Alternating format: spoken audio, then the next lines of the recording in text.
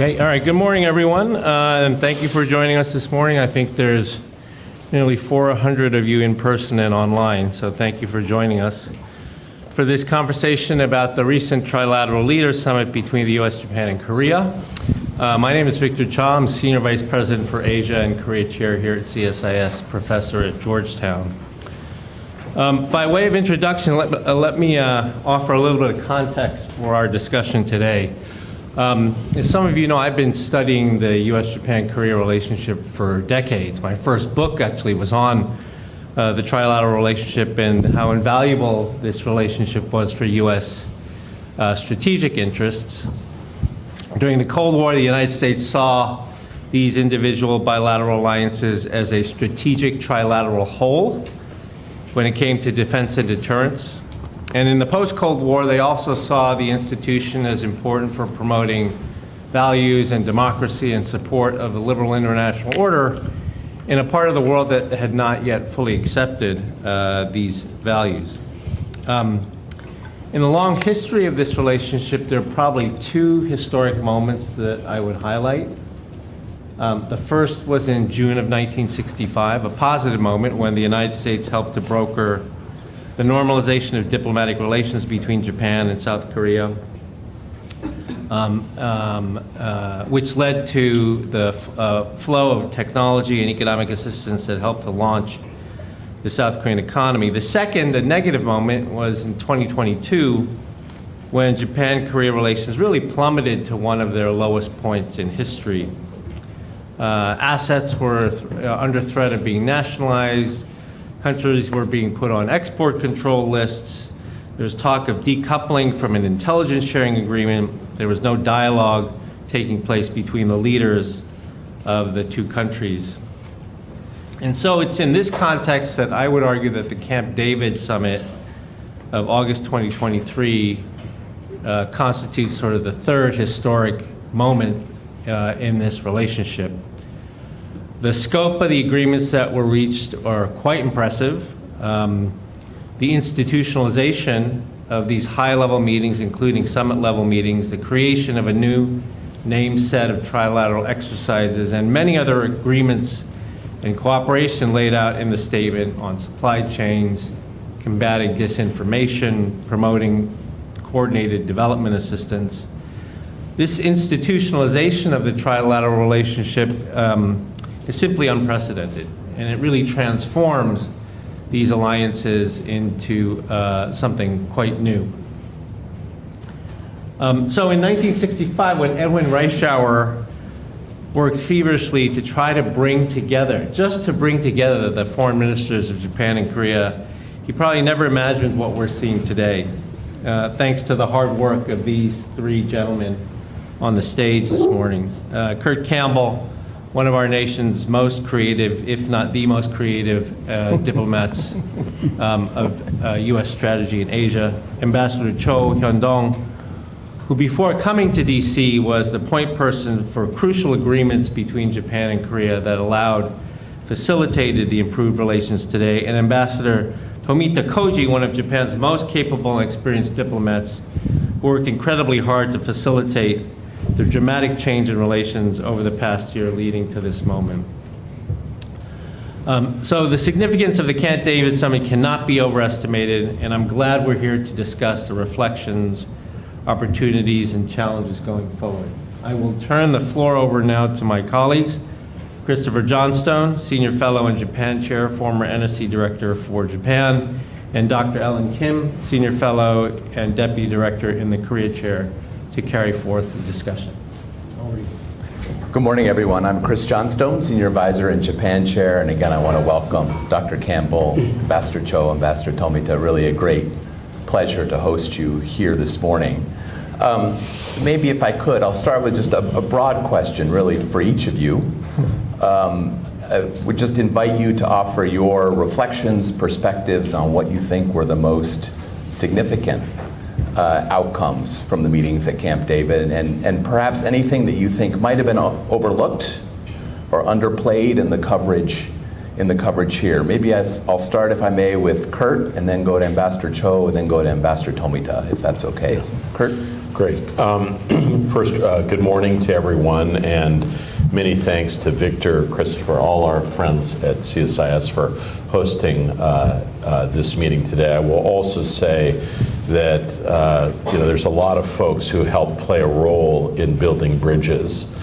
And I would say the quiet encouragement and work of institutions, particularly CSIS, has been central over many years. You're supposed to be steady, unemotional, and just sort of take it in stride. I found that difficult at Camp David. I found myself emotional. I found it, Chris, extremely powerful at a personal level. I've done diplomacy for almost 30 years. I personally have not experienced something quite like that. And, in the arsenal of diplomatic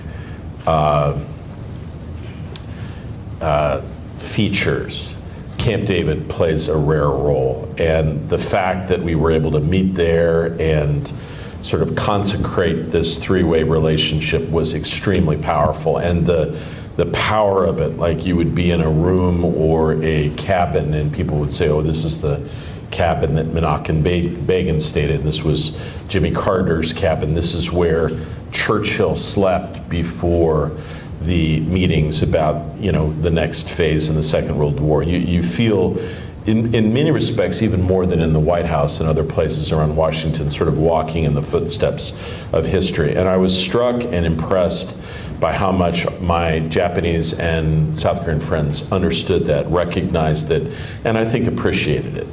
I would also say that was very much on display is something that I don't think gets as much attention, Chris, is, we all have challenges in our democracies. We all have issues that we grapple with. But one of the things that was clear to me was I saw very clearly over 2 days the strategic empathy that President Biden has in these circumstances. So just to give you just a quick insight, so I think as you all know, President Yoon's father died just days before the summit. He was his driving inspiration. He was one of the people who most supported rapprochement with Japan. He was one of the first exchange students as a young man to go to Korea in the 1960s, to go to Japan in the 1960s. So the president insisted that he wanted to talk to President Yoon before the beginning of the summit, got him on the phone. And usually those calls are quick, I'm really sorry, but this was an extensive call in which they talked about family, they talked about President Yoon's role in his life, and it's a busy period. I watched the president take 45 minutes to go through very, very clearly heartfelt appreciation for his role and for President Yoon's loss. And then when we were in the next day, when the president was meeting with Prime Minister Kishida, he basically said, look, I know you're going to be facing some difficult times with respect to Fukushima. And I want you to know that the United States is going to be with you, and we're going to support you, even though you're going to face disinformation and challenges. And so a real sense of understanding sort of the political circumstances. And so I will say that I like very much the way Victor laid it out, Chris. I think the things that are going to be most important will be the institutionalization at every level.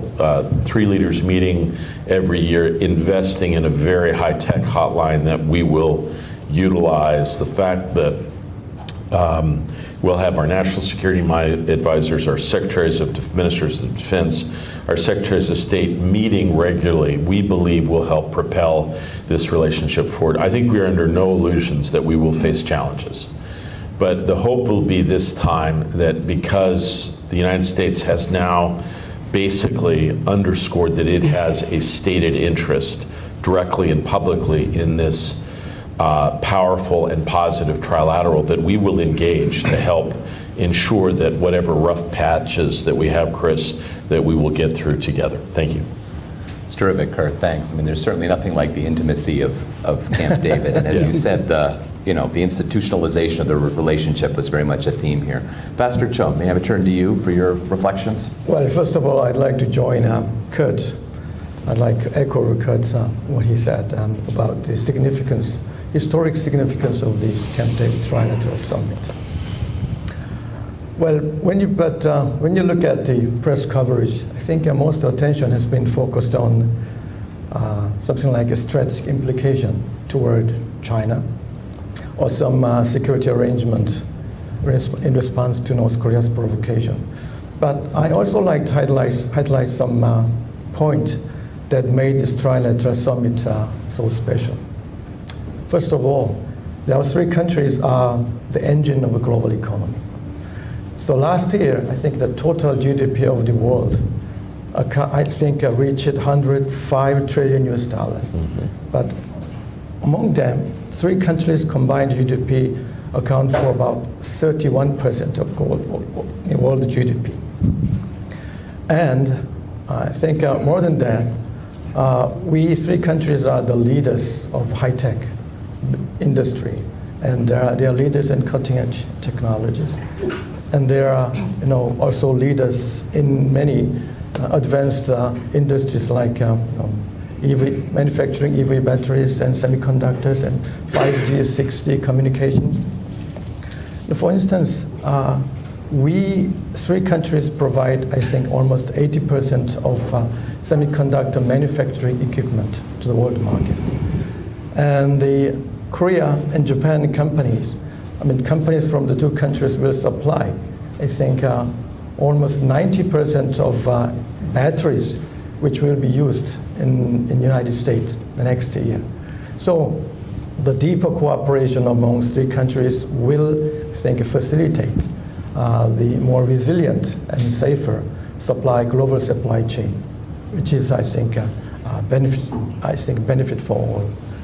And number two, as President Biden publicly said, the three countries are kind of force of good across the Indo-Pacific, which I think we share universal values of democracy, freedom, and rule of law, and also human rights. So we are to promote and enhance freedom and peace in the Indo-Pacific, I think, region. And this is not by word. For instance, I think also total, combined amount of official development assistance, ODA, account for 40% of global ODA. So also in deeper cooperation among the three countries in this field will definitely benefit millions of people in the global south.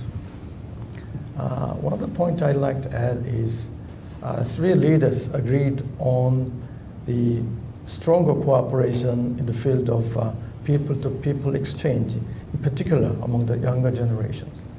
And they agreed to hold a kind of a global youth summit next year. And President Yoon is a strong believer of people-to-people exchange, in particular among the younger generation. Because the stronger cooperation among the younger generation will lay the foundation for the future cooperation of the three countries. So City of Busan will be proud of hosting next year's youth summit in Seoul, in Korea. I think I'm going to stop. That's great. Thank you. I like that phrase, a force of good across the Indo-Pacific. That's speak to the expanding basis of the cooperation among these three countries. And Pastor Tomita, may I invite you to offer some thoughts? Thank you, Chris, and I thank CSIS for having us for this very, very important occasion. And I agree with Kurt and Pastor Cho. It was a historic occasion, and we had a venue, very fitting venue for this historic occasion. It was incredible honor to share with these two guys the privilege of being in that meeting. As Kurt noted, there was a lot of symbolism I was watching the leaders departing the podium, the press conference, and disappearing into the greenery of Camp David. I was just like watching the end roll of a film. So there was a very symbolic moments during the meeting. But the meeting was more than symbolism. I think produced very important deliverables.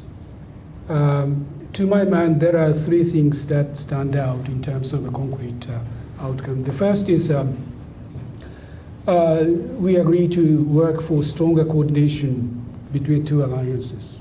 You know, we always had a very robust alliance between the United States and Japan, the United States and ROK, but now we are talking about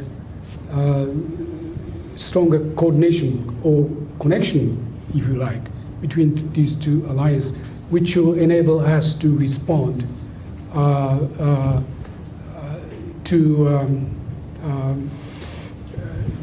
with the greater deterrent response capabilities to the increasingly troubling security situation. So multi-domain exercise, start sharing the missile warning data and so on and so forth. So I think those things will contribute to this end. The second thing is, as Ambassador Cho mentioned, we are broadening our horizon of our cooperation in terms of geographic outlook of our cooperation. We have been mostly concentrated on the what's is happening in Korean Peninsula, but we're looking at a broader security outlook. We even discussed Ukraine, for instance. And also, we are also taking on the emerging policy challenges like economic security. So I think we are talking about expanding trilateral cooperation, covering broader region and broader policy areas. The third outcome, I think, which is very important, was we have managed to put in place a mechanism for developing, closer habit of consultation.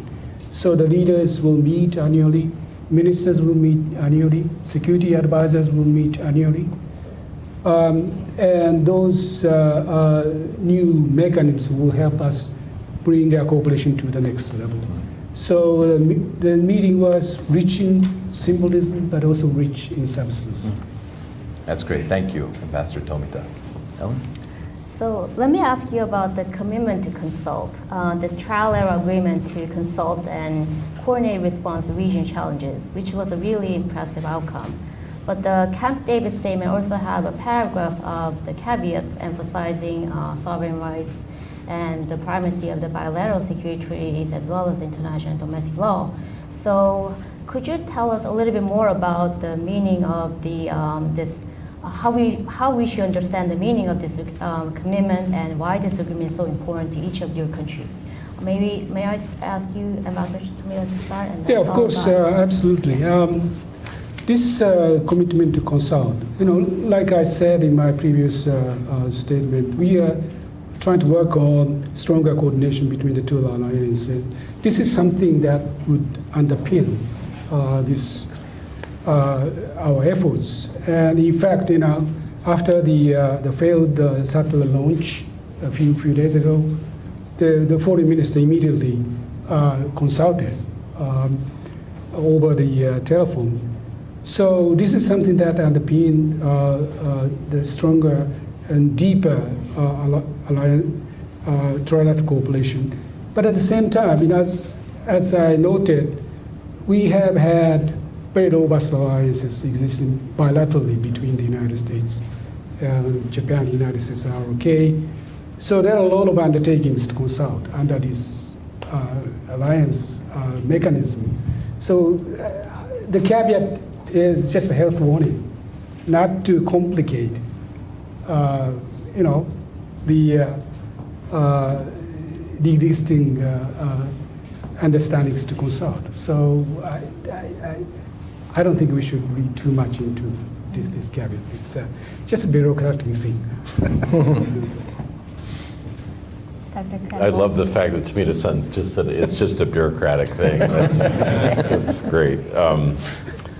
So I would just point out that, in terms of these two alliances, we have about over 150 years of experience with them together. So in many respects, we understand some of the challenges, some of the ebbs and flows. I would say that I think what the statement and the meetings underscore is a general proposition that a challenge to the security of any one of the countries affects the security of all of them, right? And that is a fundamental, foundational understanding which is underscored in the statement.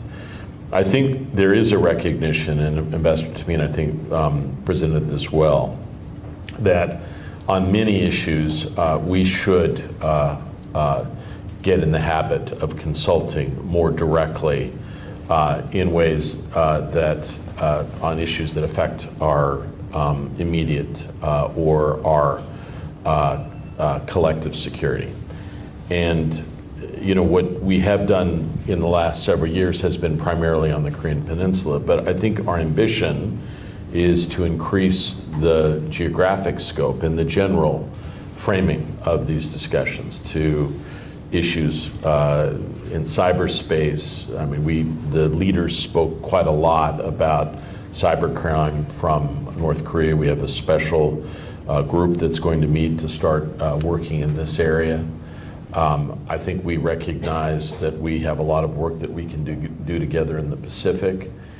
They spoke about the South China Sea, they spoke about Ukraine, they spoke about Haiti, so many different areas that I think suggest that we have the opportunity to interact more directly.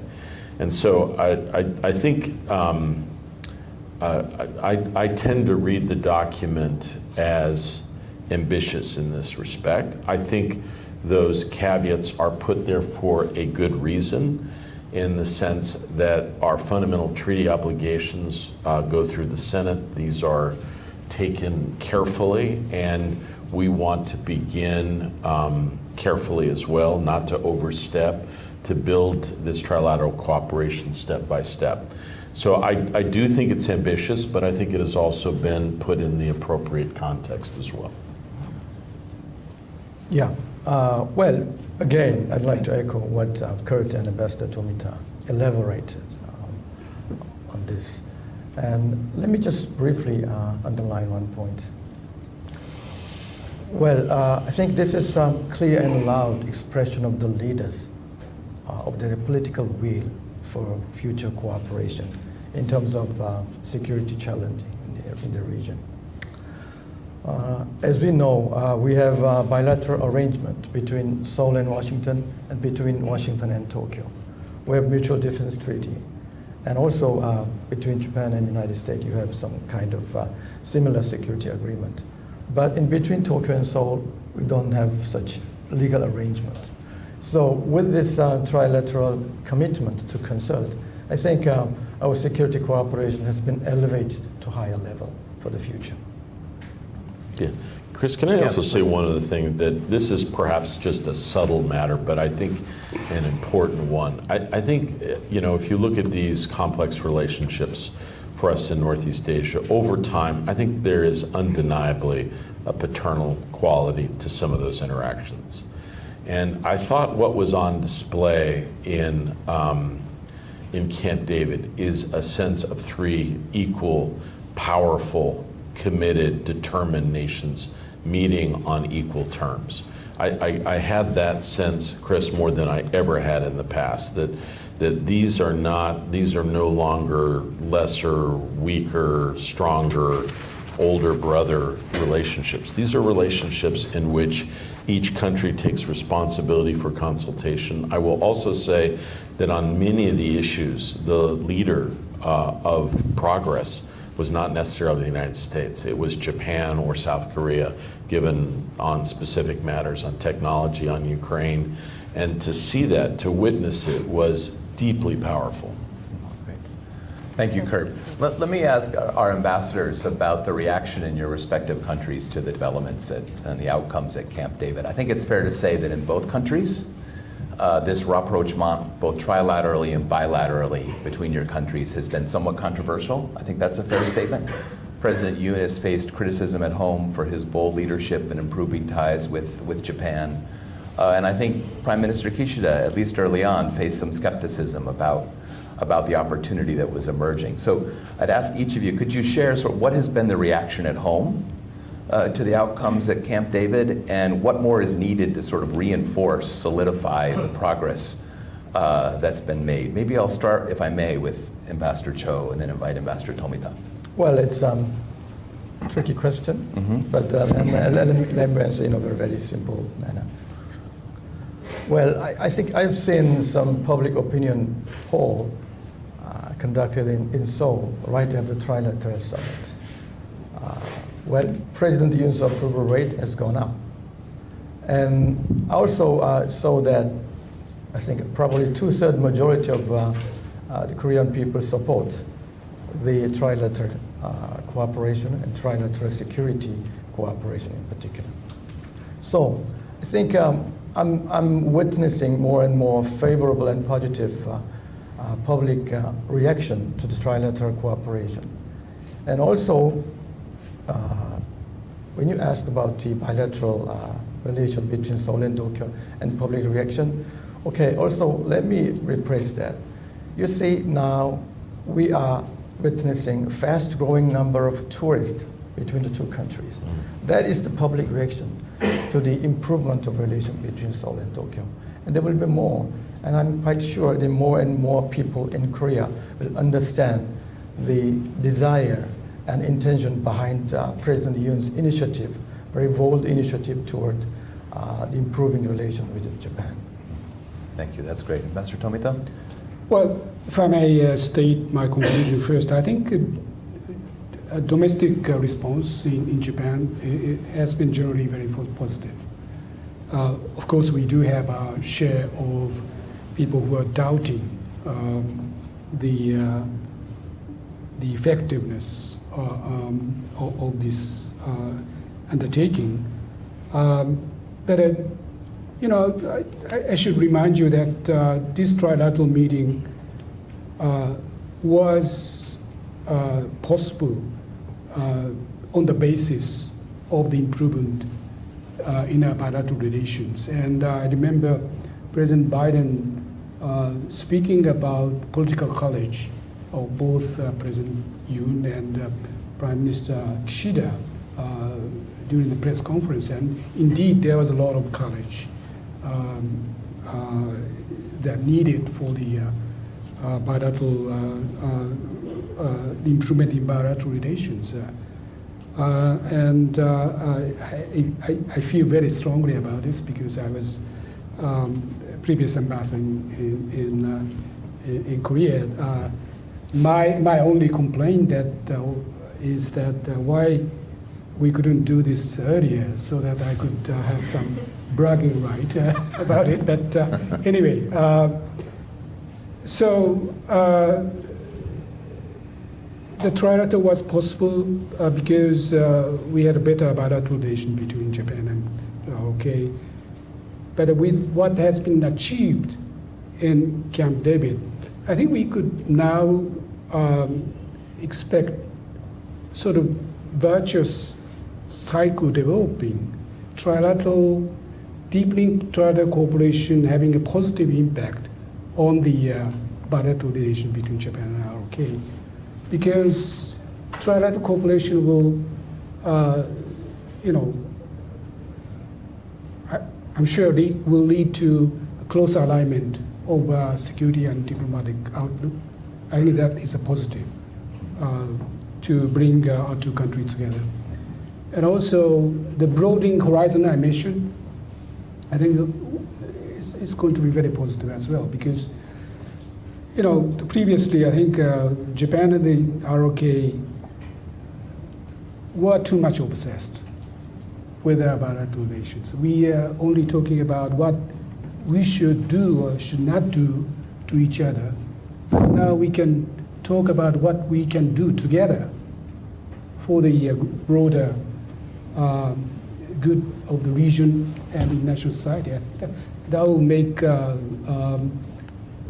think, positive impact on how people look at each other and create a very positive foundation for the progress. Just one thing, Chris, if I could just say, when we were briefing the president in advance, and it's parts of Camp David are quite rustic, and so we were meeting with the Secretary of State and our National Security Advisor, briefing him, and in the day before, we were reminding the president that each of these leaders have demonstrated remarkable courage, and they face some headwinds at home, some opposition.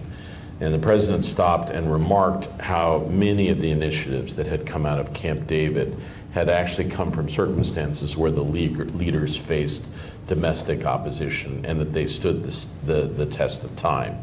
And I will also say, look, the credit goes to South Korea and Japan. It is true that we helped play a role behind the scenes and do things for a period of time and supported it, but that's where the credit is due. I will also just underscore, I think one of the ways, Chris, that it is important to help ensure that this agreement stands is that these two leaders receive the credit they deserve internationally. I just want to underscore this. I do not believe there is any development in international relations in the last several years that can match this move towards greater peace and stability.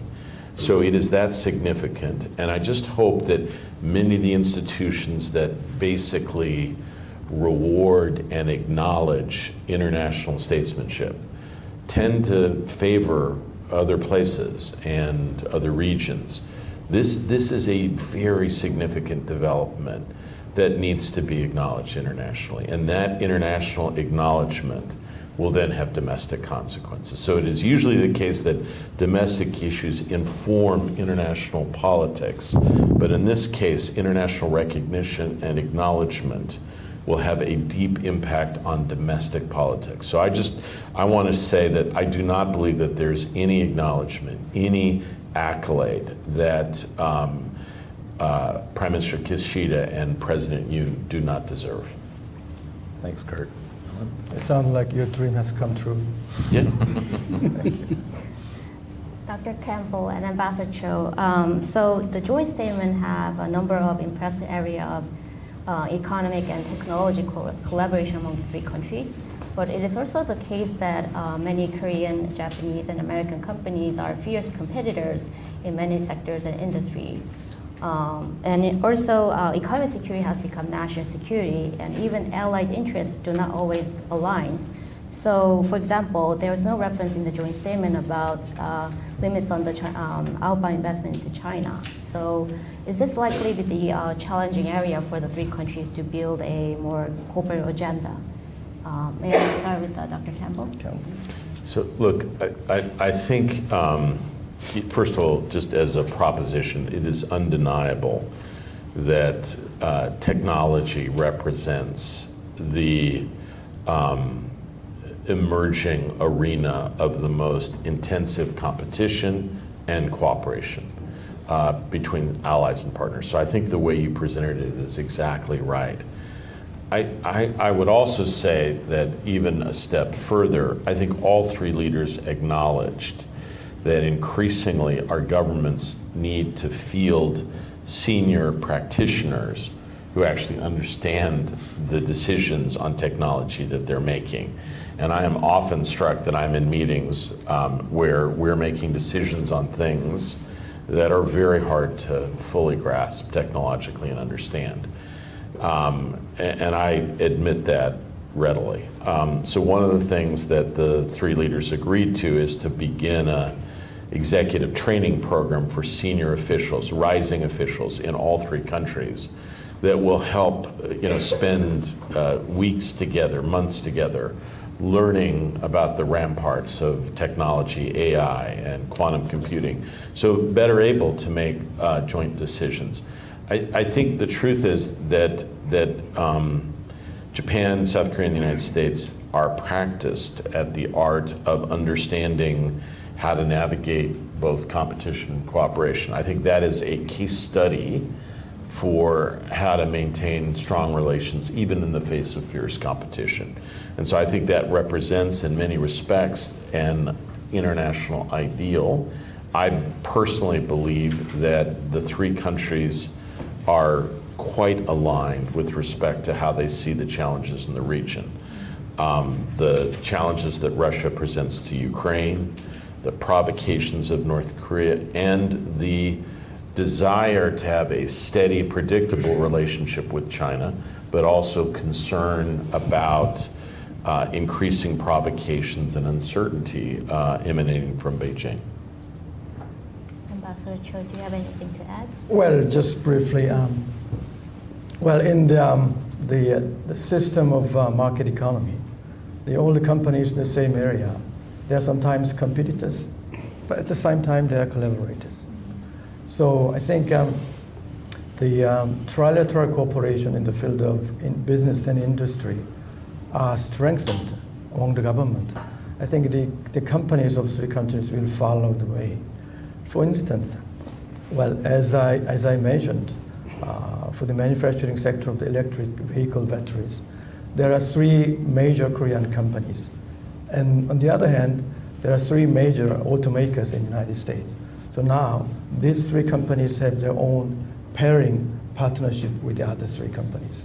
For instance, LG made joint venture with GM, and Samsung made joint venture with Stellantis.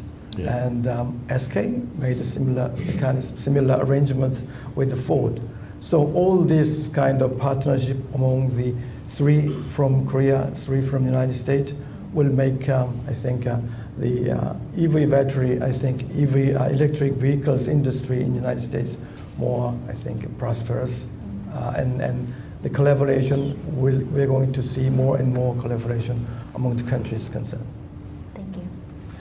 Thank you. Let's turn to North Korea, and then we'll get to China before we open things up a bit. I think you could say that North Korea is beginning to reopen, if that's the right word. Defense Minister Shoigu and a senior Chinese Politburo official were in Pyongyang for the anniversary of the Korean War. Press reports about North Koreans who were sort of stranded overseas when the pandemic set in, now returning. So a sense that re-engagement to some degree is happening. And I wonder, from Ambassador Cho, do you see any opportunity for dialogue with North Korea? Is there any opportunity that might emerge here as this reopening, such as it is, proceeds? Or are we just going to see more focus on the relationship between North Korea and Russia and China?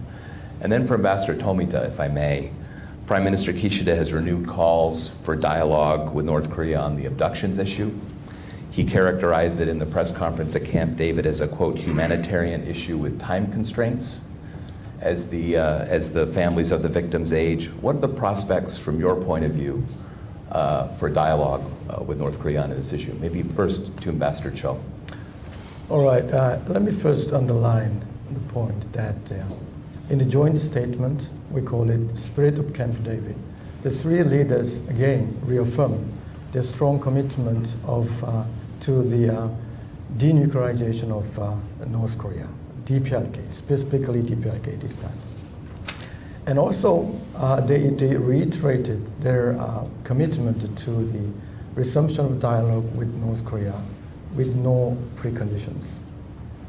Well, but when it comes to the possibility of reopening any dialogue with North Korea, well, we are witnessing continued provocation and, continued North Korea's commitment to launching missiles. And they say they're going to do it again in October. And so probably the opportunity for reopening the dialogue with North Korea is not likely for the time being. But on the other hand, we are going to strengthen our cooperation, for instance, on the issue of North Korean human rights by enhancing awareness of international community, the reality of the human rights situation in North Korea.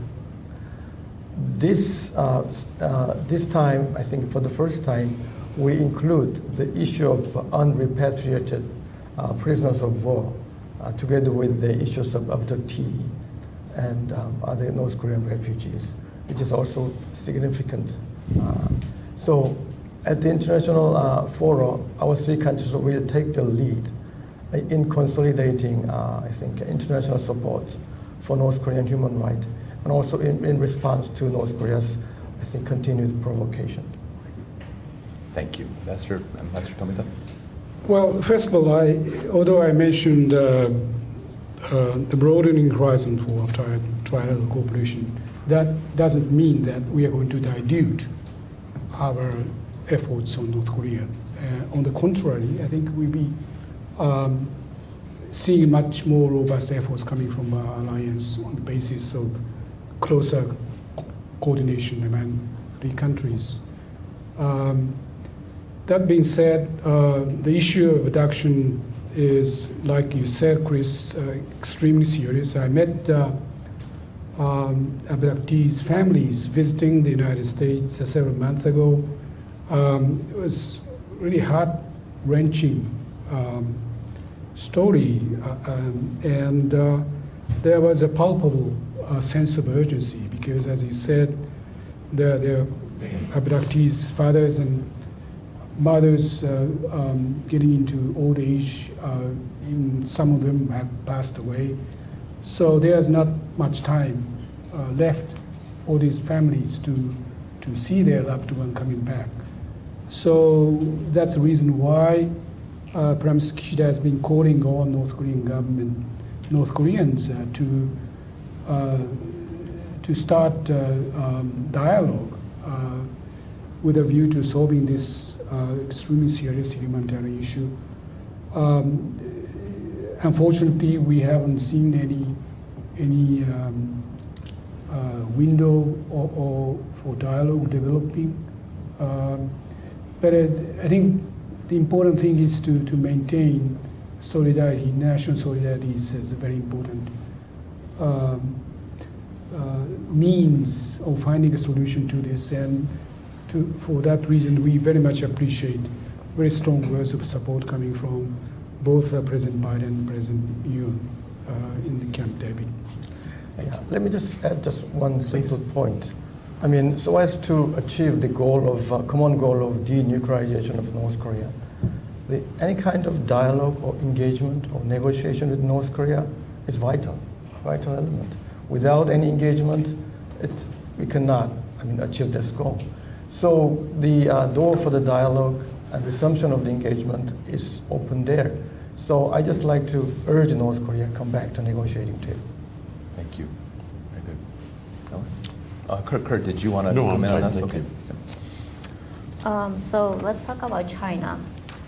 For Ambassador Tomita and Ambassador Cho, as you know, China is not happy with the Camp David summit, and both of your government have indicated desire to stabilize relations with Beijing, and both President Yoon and Prime Minister Kishida have proposed resuming the Korea, Japan, China trilateral process.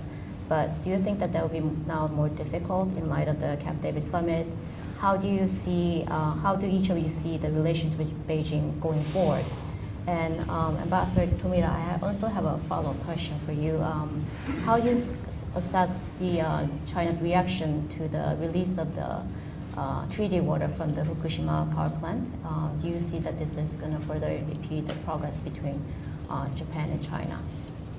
Maybe okay, so as far as China's reaction to trilateral summit is concerned, we have seen some negative reaction by Chinese government. But to me, their reaction is more rhetorical than substantive. So my personal feeling is their reaction is quite reserved. And as far as this trilateral cooperation among Korea, Japan, and China is concerned, well, there's been a few years of hiatus in terms of trilateral summit meeting.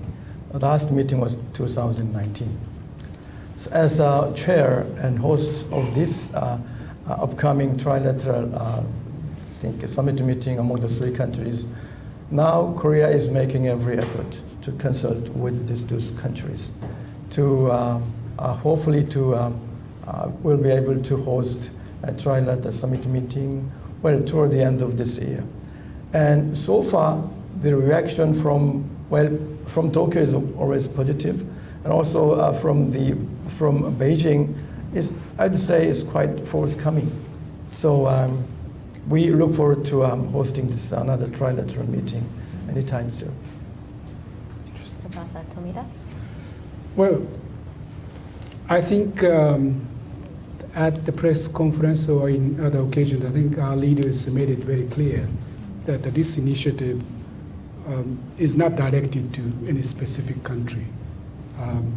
Although we have sent very clear message about some aspect of Chinese behaviors which we found troubling. But while sending these messages, we also have made it very clear that we will continue to work to find a constructive and stable relations with these countries. I think on that score, I think all three countries agree. And as far as the discharge of treated water from Fukushima Daiichi power plant, we call it ALPS treated water. This is an indispensable step toward the commissioning of the Fukushima Daiichi plant. We haven't made a decision in any haste. We took many months trying to find the best and safest solution to this extremely serious challenge. And our system will allow us to purify all the nuclides except tritium. And as far as tritium is concerned, we are going to reduce concentration of that nuclide to the level far, far below the nationally accepted and scientifically based international regulatory standard. And in the process of reaching that conclusion, we have been engaging relevant international organizations, most notably IAEA, and reaching out all the relevant countries, interested countries in the region and beyond, including China. And of course, the IAEA, in their comprehensive report, concluded that there will be a negligible impact on human health and oceanic environment. So after we started the discharge, I think we have seen the very broad understanding expressed by the international community. But the Chinese response was, in our view, out of proportion in its velocity. They have instigated a very blistering attack against our action, which we think is not based on science. And also they have introduced countermeasures like banning the import of Japanese fishery products. And more concerning is we started to see harassments directed against Japanese nationals living in China. Stones are thrown into Japanese schools in China and so on and so forth. So we are calling for Chinese government to make sure that about the safety of our citizens living there. So it is not our hope that this issue will stand in the way of our efforts to find constructive, stable relations with China, but we want to see a more responsible action taken by the Chinese government. Yeah, sort of alarming set of developments in a sense. But Kurt, please, I So was going to can I say invite you one to thing, comment just- on this too. Sure. So I think we have to recognize and acknowledge that the Trilateral Summit takes place in the midst of a very complex and challenging security environment in Northeast Asia. And just to give you a sense of what was transpiring at roughly the same time, as we met in Camp David, Russian and Chinese warships were passing with a clear signal to Japan in a way that was unmistakable. We are facing increased Chinese activities against Philippine friends in the South China Sea, in waters territorially aligned with the Philippines. We've watched as India has engaged China on possible steps to try to improve the security and political situation along the line of actual control and discussions in South Africa, with facing enormous challenges there. We see North Korea increasingly strategically working with Russia and also with China. So a shifting security environment that is complex and challenging to all three democratically elected governments. And so I do want to just underscore that I think what was important at the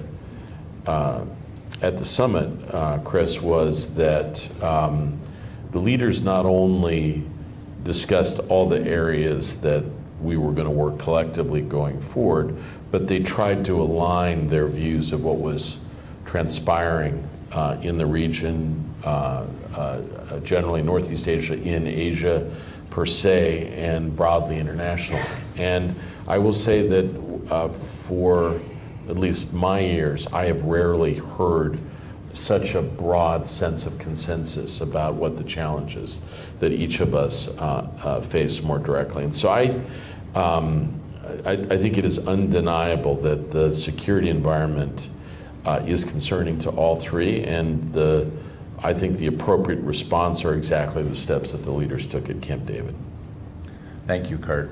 We have just a couple of minutes for a question or two from the audience. We have a microphone that will make its way up and down the aisles when you get called upon. Please keep your question concise.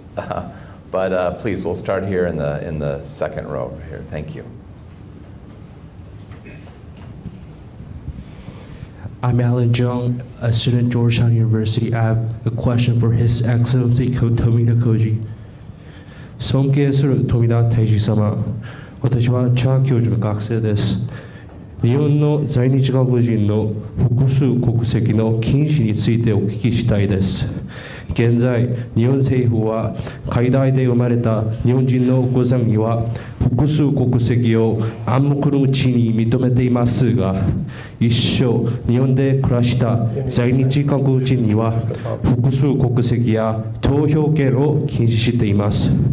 両国関係が良好な今、在日韓国人の複数国籍や投票権を認める方法、またはご検討の意向がありますでしょうか。ありがとうございます。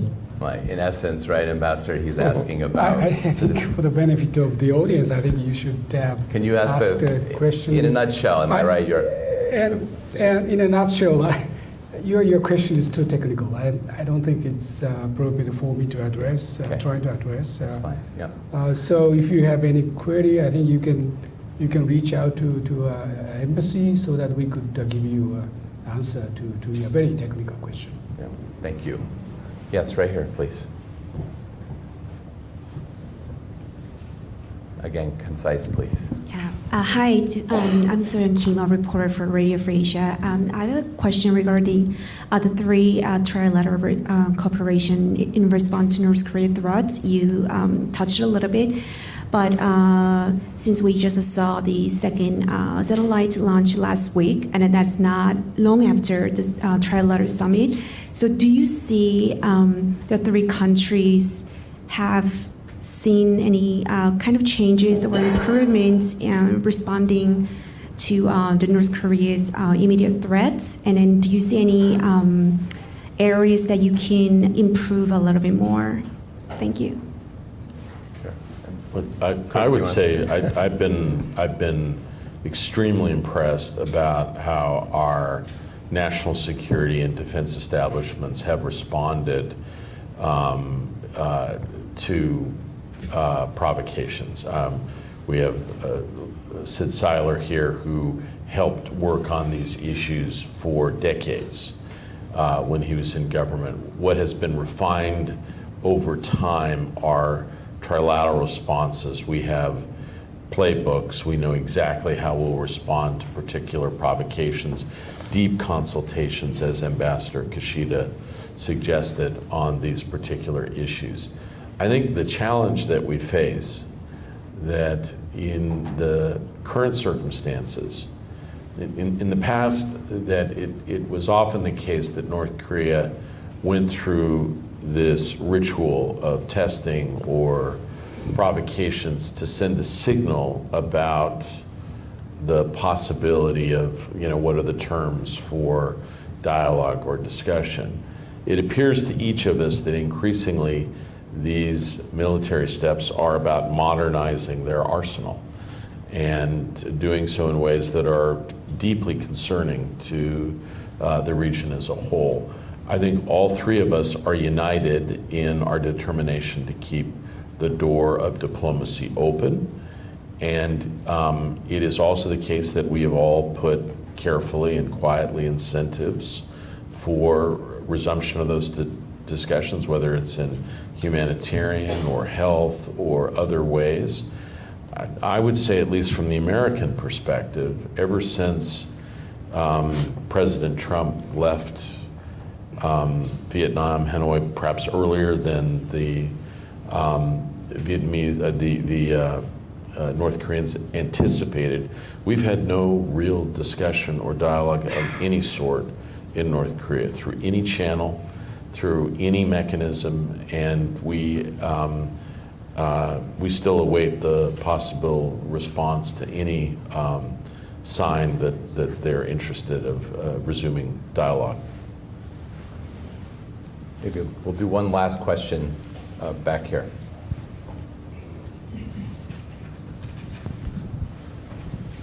Thank you, James Brady, Teneo Consulting, and thank you everyone for a really engaging discussion today. I'll try to be very brief. We're at a historic high water mark between the three countries today, but there are major elections coming in each country in the next few years.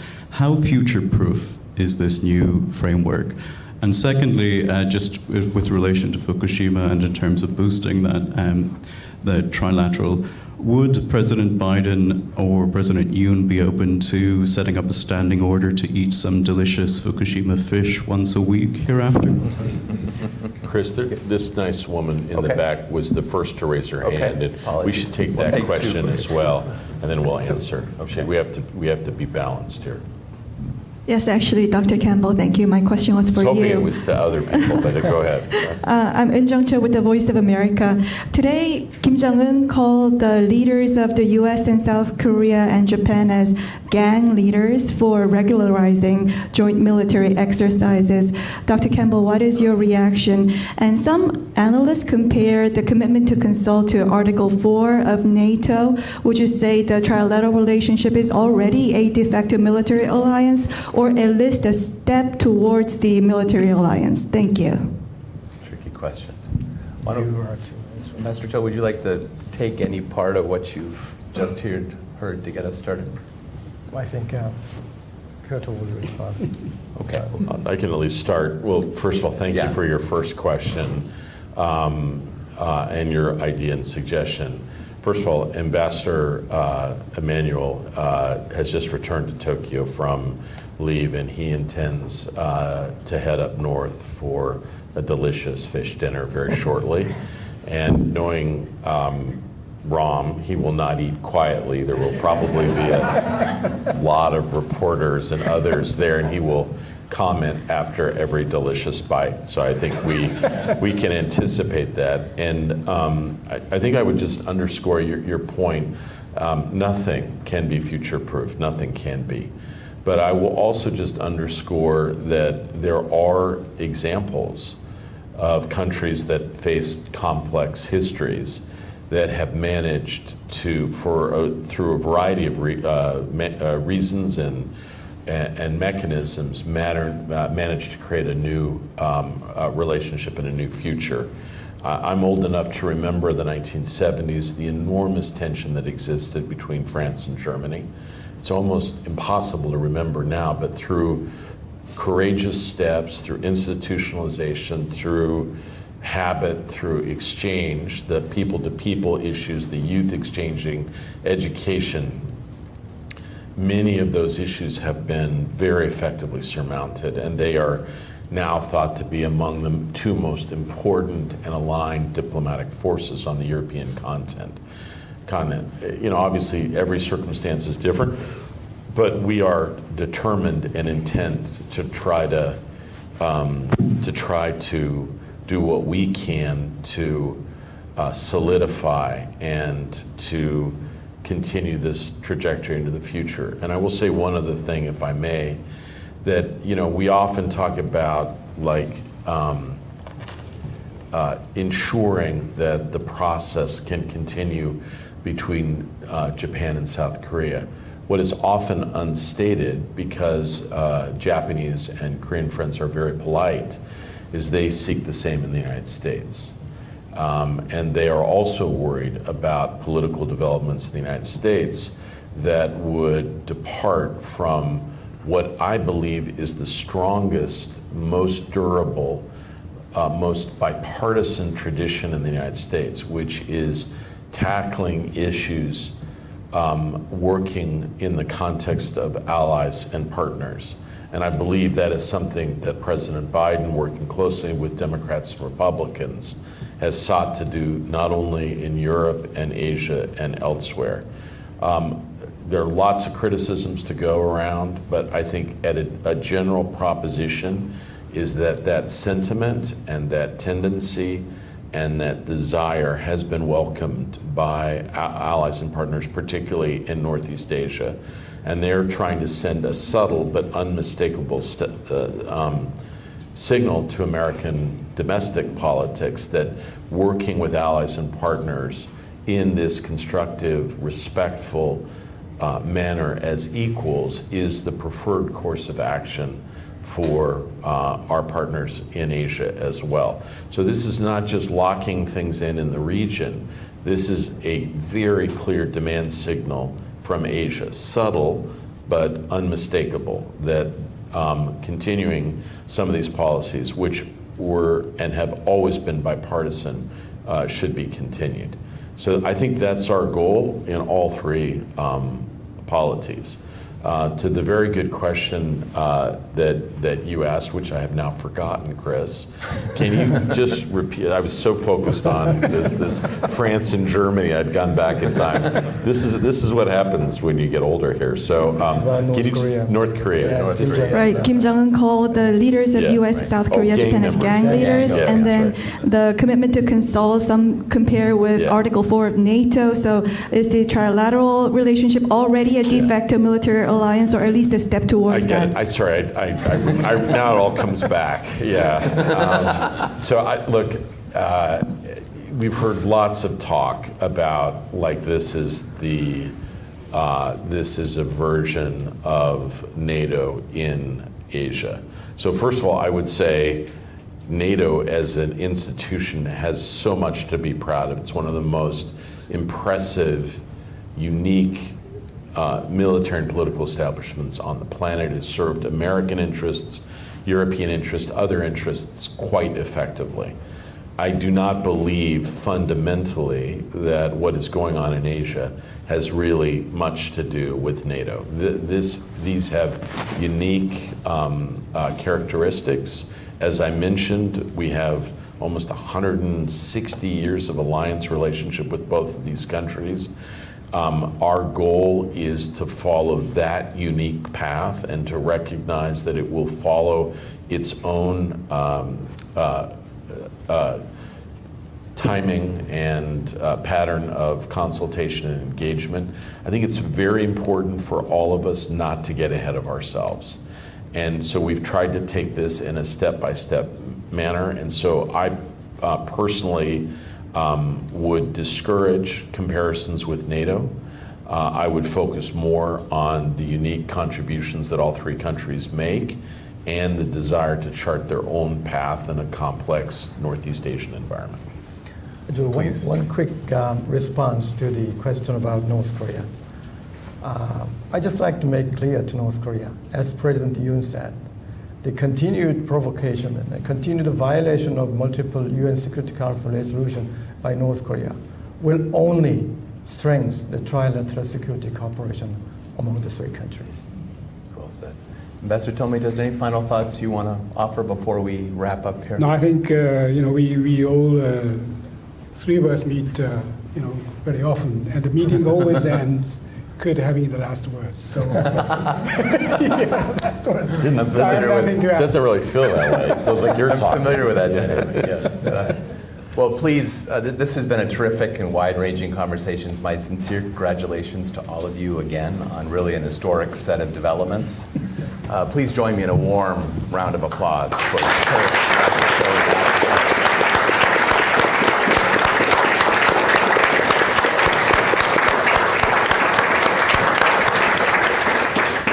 Thanks very much. Thank you.